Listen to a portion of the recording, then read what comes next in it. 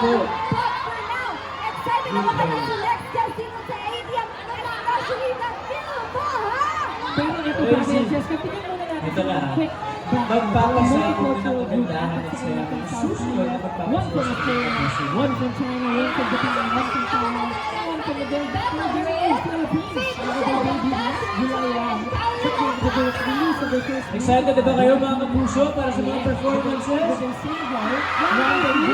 Grabe guys, thank you so much for spending your evening with us. Sobrang appreciate namin. And that includes getting an unchecked position in Korea.